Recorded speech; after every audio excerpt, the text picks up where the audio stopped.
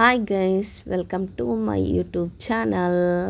ಈಗ ನಾನು ಮಟನ್ ಕಬ್ಸ ಮಾಡ್ತಾ ಇದ್ದೀನಿ. ಯಾವ ಥರ ಮಟನ್ ಕಬ್ಸ ಮಾಡಬೇಕಂತ ನಾನು ನಿಮಗೆ ಹೇಳಿಕೊಡ್ತಾ ಇದ್ದೀನಿ.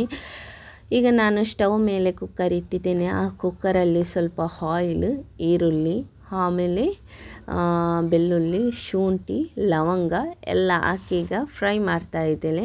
ಆಮೇಲೆ ಟೊಮೆಟೊ, ಮಟನ್ಗೆ ಸ್ವಲ್ಪ ಫ್ರೈ ಮಾಡಿದರೆ ಸಾಕಾಗ್ತದೆ.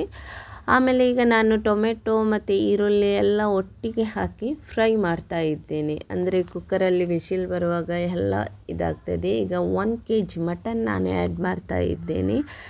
ಆ್ಯಡ್ ಮಾಡುವಾಗ ಅದಕ್ಕೆ ಸ್ವಲ್ಪ ಉಪ್ಪು, ಆಮೇಲೆ 2 ಸ್ಪೂನ್ ಅರಿಶಿನ, ಆಮೇಲೆ ಸ್ವಲ್ಪ ಮಿಕ್ಸ್ ಮಾಡಿ ಅದಕ್ಕೆ ಈಗ ನಾನು 2 ತೋಪು, ಅಂದರೆ ನೀರು ಸ್ವಲ್ಪ ಜಾಸ್ತಿನೇ ಹಾಕ್ತಾ ಇದ್ದೇನೆ.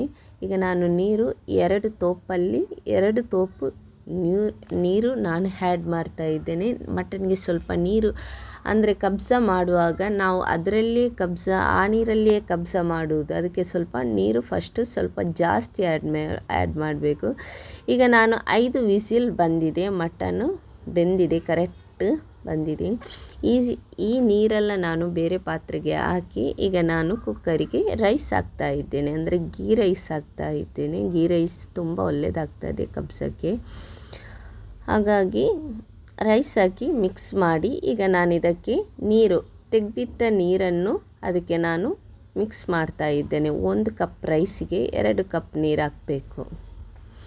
ಹಾಗೆ ಹಾಕಿ ಆಮೇಲೆ ಸ್ವಲ್ಪ ಉಪ್ಪು ನೋಡಿ, ಅದಕ್ಕೆ ಬೇಕಾಗಿರುವ ಮಸಾಲ, ಗರಂ ಮಸಾಲ, ಟರ್ಮರಿಕ್ ಪೌಡರ್, ಆಮೇಲೆ ಚಿಲ್ಲಿ ಪೌಡರ್, ಆಮೇಲೆ ಸ್ವಲ್ಪ ಕಬ್ಸ ಪೌಡರ್ ಹಾಕಿ ಮಿಕ್ಸ್ ಮಾಡಿ ಆಮೇಲೆ 1 ವಿಸಿಲ್ ಬರುವ ತನಕ, ಒಂದೇ 1 ವಿಸಿಲ್. ಆಮೇಲೆ ಸ್ವಲ್ಪ ಮೆಣಸು, ಮಿಕ್ಸಿಯಲ್ಲಿ ಗ್ರೈ ಮಾಡಿದ 1 ಸ್ಪೂನ್ ಮೆಣಸು ಹಾಕಿದರೆ ತುಂಬ ಟೇಸ್ಟ್ ಆಗ್ತದೆ ಕಬ್ಸದ.